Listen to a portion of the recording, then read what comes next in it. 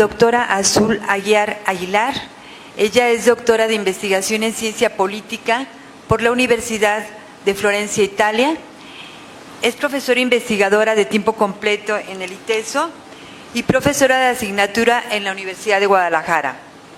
Desde 2014 ha sido distinguida como miembro del Sistema Nacional de Investigadores del CONACYT con el nivel 1, imparte cursos y ha dirigido tesis a nivel licenciatura, maestría y doctorado.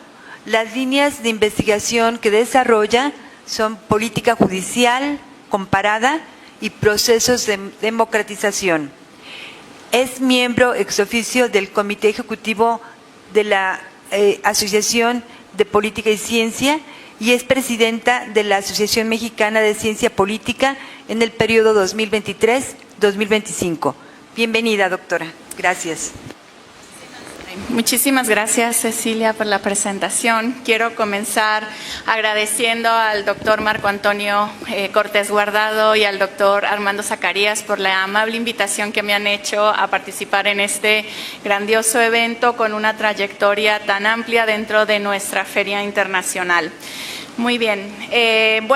La presentación que yo les voy a compartir es un trabajo de investigación que estoy realizando, que acabo de realizar con unos colegas, sobre un análisis relacionado justo con lo que nos deja las elecciones, particularmente sobre cómo los resultados electorales que tuvimos han impactado el régimen político y cómo estos aspectos no solamente se pueden observar en un país como México, sino como bien ya lo veíamos en la presentación de Jaime, en varios países. Es decir, parece ser que estamos iniciando, varios lo afirman así, una tercera ola de autocratización en el mundo.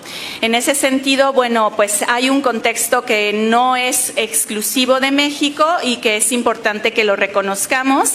Aspectos claves de nuestras democracias son cuestionados por la ciudadanía, como por ejemplo los partidos políticos que no cumplen sus promesas y que cada vez en lugar de partidos políticos surgen movimientos un poco deshaciéndose de esa palabra tan poco reconocida y tan poco apreciada entre la ciudadanía, pero que es tan necesaria para la democracia, ¿no? Y como aquí surge el movimiento Regeneración Nacional, en Italia surge el movimiento Cinque Stelle, en España surge un partido político que se llama Podemos y así, digamos, se están deshaciendo de esta idea de ser partidos políticos, aunque en realidad lo son, ¿no?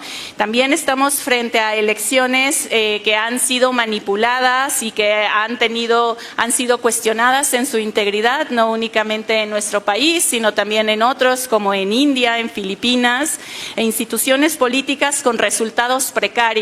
Y pues esto hace el caldo de cultivo perfecto para que haya un desencanto cada vez mayor con nuestra democracia, ¿no?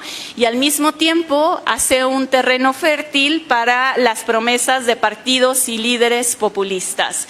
Gente que promete que, por ejemplo, se van a acabar las desigualdades, se va a acabar la corrupción, se va a combatir a la élite corrupta. Seguramente todas estas frases muy reconocidas por cada uno de ustedes en los últimos 6 años. Y México, pues como en otros casos de América Latina, es un caso activo de autocratización, un caso activo que ha ido perdiendo elementos de nuestra democracia, una democracia que ya funcionaba de manera cuestionable en muchos sentidos. Nuestras instituciones nunca lograron, varias de ellas, alcanzar un nivel de consolidación. Simple y sencillamente pensemos en el Estado de Derecho en nuestro país como para tener claridad de dónde estamos parados, ¿no? Pero aún así son varios los estudios que afirman que la democracia en México está erosionándose, es decir, se han perdido cualidades que antes teníamos. Simple y sencillamente pensemos en cualidades relacionadas con las reglas del juego. Entonces, la pregunta que nosotros y yo me hago en este trabajo tiene que ver con si hemos cruzado las puertas del autoritarismo. Y usando un par de bases de datos que he recolectado, argumento que hay aspectos clave de nuestra democracia que han sido erosionados y nos ponen en un proceso de transición hacia un régimen de tipo autoritario competitivo, es decir, un régimen muy similar al que teníamos hace 40 años, donde había un partido dominante que compartía la arena política con otros partidos, pero les impedía ganar elecciones. ¿Sí? Un partido que concentraba hacia sí, atraía hacia sí la mayoría de las instituciones del Estado. Entonces, este es como el marco de análisis que quiero compartir con ustedes y empiezo con esta idea relacionada con las teorías más recientes de la democracia que tienen que ver con la erosión, particularmente con la subversión populista de la democracia. Entonces, varias de estas teorías señalan que los populistas, bueno, pues se caracterizan por usar una política personalista, una retórica que pone al centro el gobierno del pueblo y dividen a la sociedad en dos grupos, la élite corrupta y el pueblo bueno, creando un ambiente de polarización política, pero también afectiva. ¿Sí? Estos populistas dicen gobernar con y para el pueblo y al hacerlo desmantelan las instituciones que les hacen contrapeso.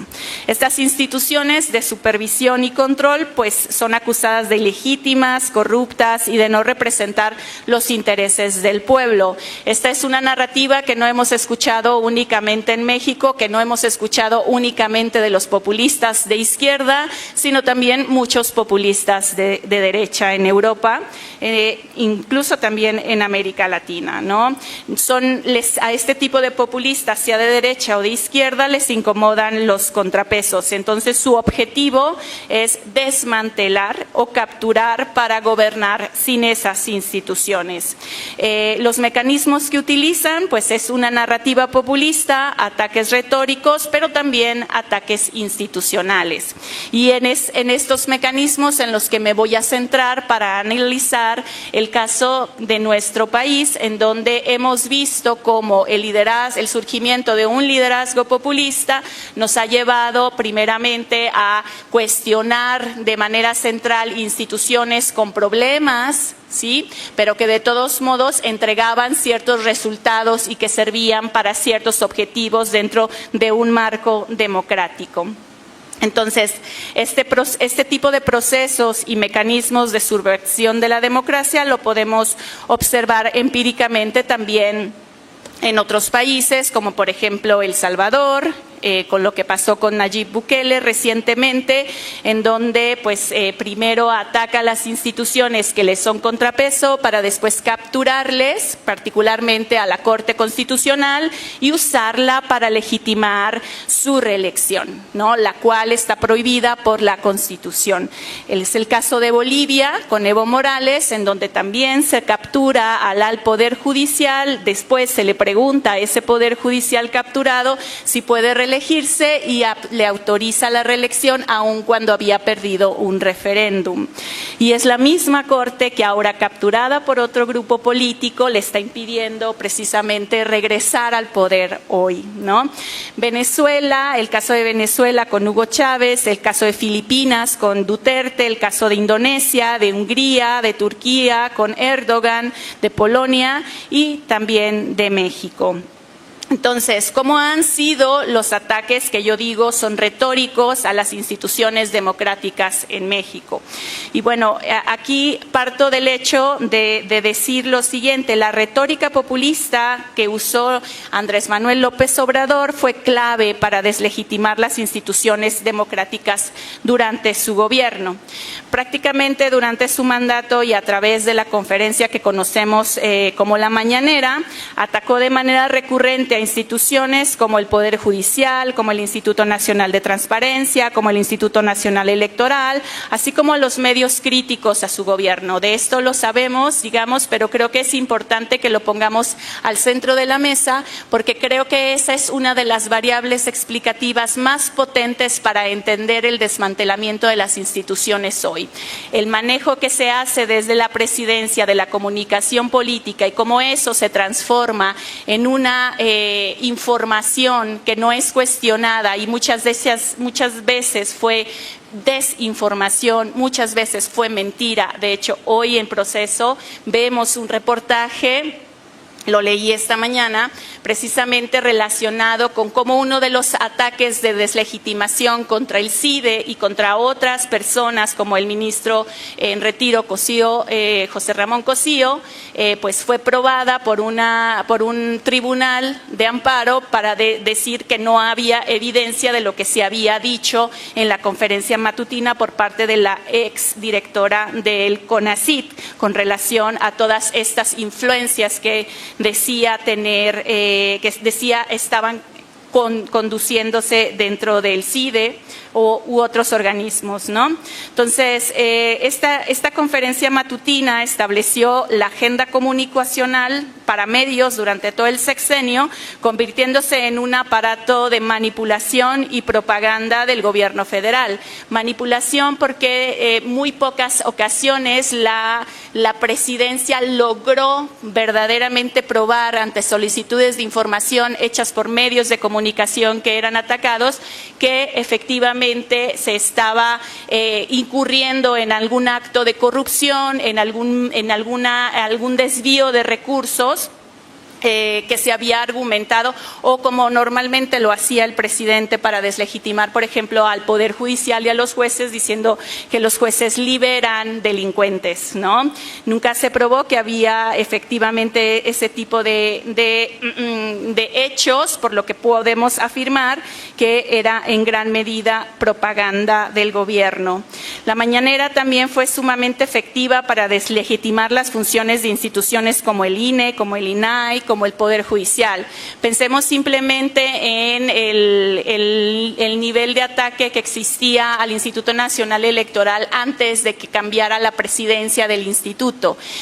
Podemos recordar que básicamente se enfrascaban en una discusión entre el presidente del INE y el presidente de la República. Y entonces lo que hice para confirmar un poco estas intuiciones y esto que ustedes también han visto y experimentado en las mañaneras y escuchado en muchos foros seguramente, fue hacer una extracción de hacer un análisis de todas las conferencias mañaneras de enero de 2019 a junio de 2024 para entender cuáles habían sido los ataques que se habían dirigido a estas instituciones. De 1,562 mañaneras que analicé, en 111 ocasiones el presidente atacó al INAI, en 166 atacó al INE y en 428 mañaneras al Poder Judicial y a la Suprema Corte.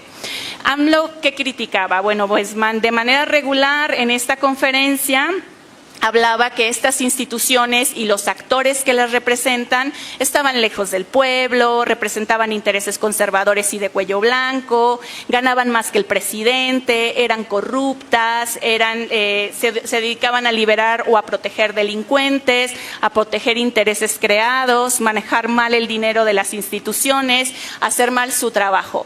Bueno, este tipo de afirmaciones las leí, no saben, como 50,000 veces. Acabé así de leer las mañaneras y particularmente esas mañaneras en las que se tocaban las instituciones.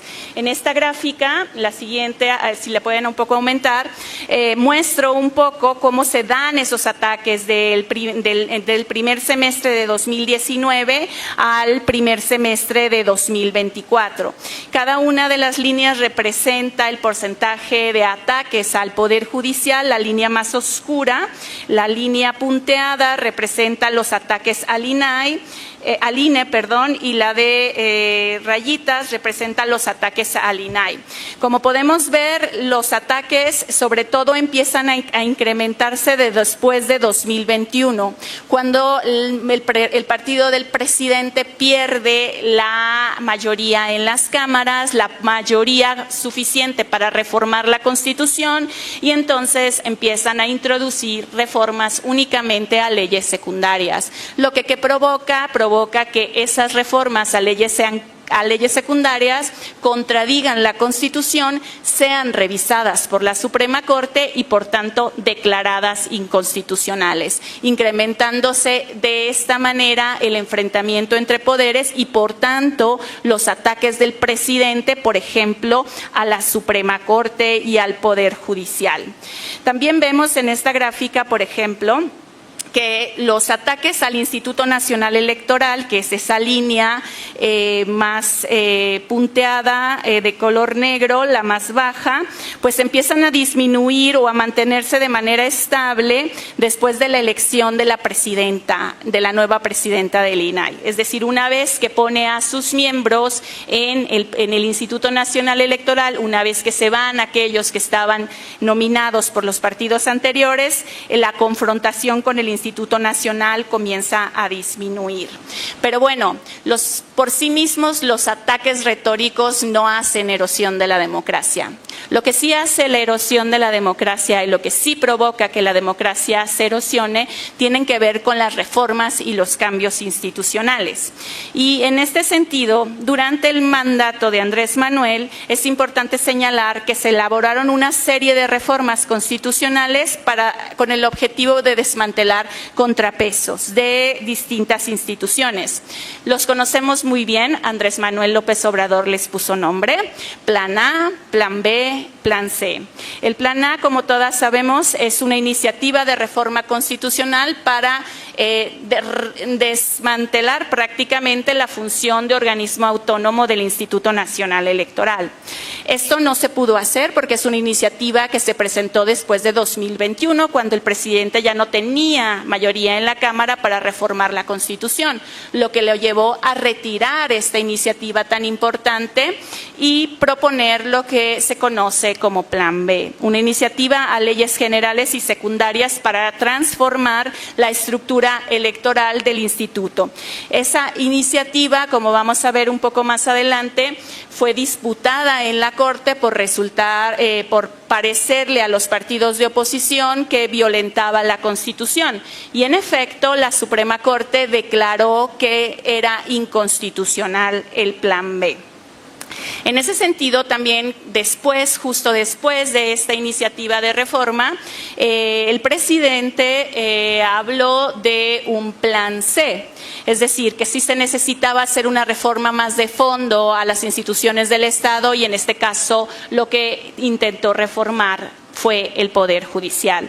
¿Por qué? Porque se le acusó al Poder Judicial de dar un golpe de Estado, de haber actuado sin tener el respaldo popular, de estar actuando protegiendo intereses creados, y lo que se propuso entonces fue acercar al pueblo al Poder Judicial, como eligiendo a todas las personas juzgadoras de este país, ¿no? Entonces, de nuevo, en una retórica que suena desde cualquier punto de vista una reforma para mejorar nuestra democracia, lo que se está haciendo es desmantelarla.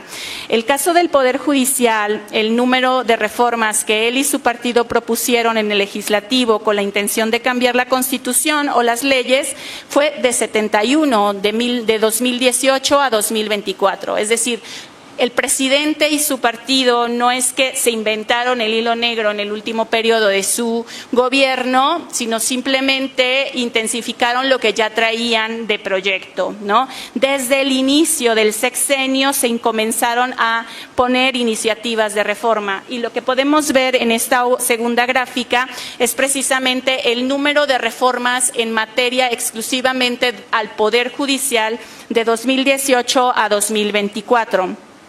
Hay una caída en la línea porque los datos del Senado de la República no están disponibles para el año 2024, tampoco para el año 2023. Entonces, nada más reflejan las reformas propuestas en el legislativo, todas las reformas, iniciativas de reformas que se pusieron en el legislativo para la Cámara de Diputados que venían del presidente, ¿no? Entonces, cuando uno revisa de quién vienen las reformas al Poder Judicial, más del 50% de esas reformas fueron propuestas por Morena y fueron propuestas por Andrés Manuel. Entonces, el plan A y el plan B, como ya vimos, fueron controlados tanto por el legislativo, el primero, y por el judicial, el segundo. Sin embargo, ese ánimo reformista se incrementa conforme se activan los contrapesos del sistema político, es decir, conforme Andrés Manuel ve que la Corte decide en contra de sus preferencias políticas, ¿no? Por ejemplo, en casos tan significativos como el de la Guardia Nacional o en casos tan significativos como la decisión que le daba la razón al INAI para que no se encubriera, no se bloqueara la información relacionada con los proyectos y las megaobras del gobierno federal. Entonces, en el caso de la Corte, por ejemplo, su intención clara de reformar al Poder Judicial surge después de que hay estas declaratorias de inconstitucional de leyes como la prisión preventiva o el Plan B. Y el Plan C, que actualmente está transformando la naturaleza de nuestro régimen político, viene después de la aprobación viene después de esta aprobación de la reforma judicial y la reforma al Instituto Nacional Electoral. Es decir, el Plan C es resultado de un proceso electoral. Sin embargo, esto también tiene que ver con algunas acepciones que voy a hacer en esta parte final, que ya estoy entrando a las conclusiones. Entonces, después de analizar lo relacionado con los ataques retóricos y con los ataques institucionales leídos como cambios legales, la pregunta es, ¿estamos a las puertas del autoritarismo? Bueno, y pues los cambios en las reglas del juego en materia judicial y de transparencia y acceso a la información nos han hecho cruzar esas puertas. ¿Por qué? Porque en consonancia con las teorías de erosión de la democracia se han desmantelado legal, sigilosamente y con argumentos democráticos, el pueblo elegirá a sus jueces, contrapesos clave del juego democrático que nos habíamos dado. Es decir, cuando hicimos la transición hacia nuestra democracia, creamos instituciones para poder limitar al Ejecutivo, para poder limitar al Legislativo, para proteger nuestros derechos vía institutos y organismos e instituciones autónomas, como el Instituto Nacional Electoral, que protege nuestro voto, como el Instituto Nacional de Transparencia, que nos permite tener acceso a la información y que gracias a ello sabemos qué pasa con la Casa Blanca, con la Casa Gris, con la estafa maestra, y sin lo cual no sabríamos nada.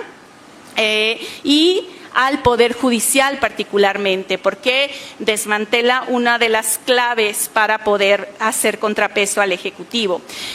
Afirman que es un mandato del pueblo, sin embargo, es conveniente recordar que todas estas reformas, particularmente la del INAI y la del Poder Judicial, se obtuvieron con una mayoría artificial, es decir, no la ganaron en las urnas de manera legal, no la ganaron en las urnas, pero de manera legal el INE, ¿no?, fue ratificada y además vuelta a ratificar con argumentos jurídicos del Tribunal Electoral del Poder Judicial de la Federación.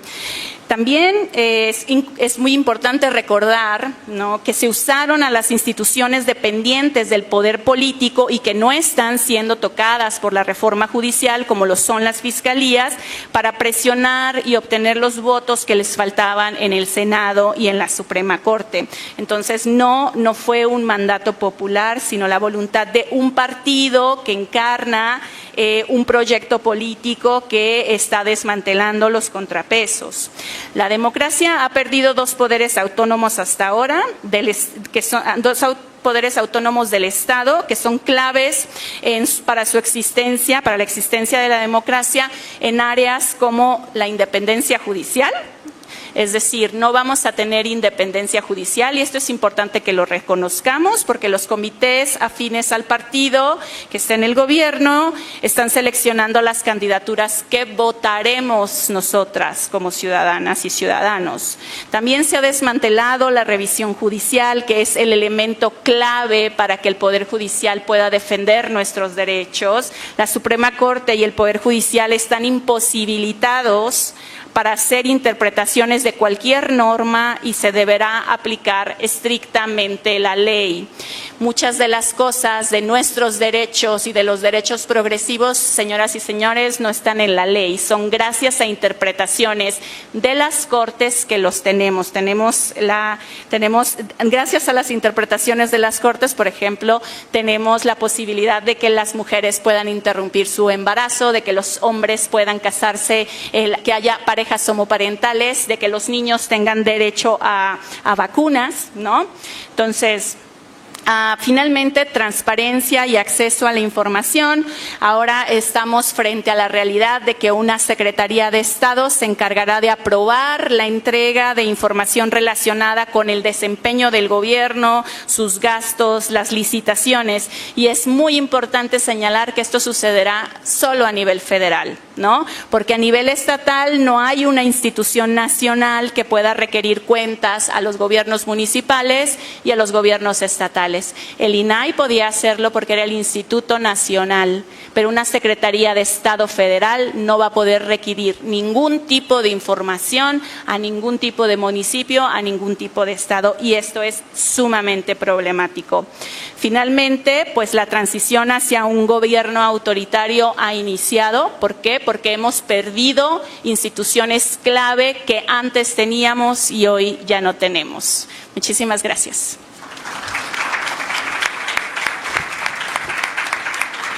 Gracias, doctora, muy exacta, gracias.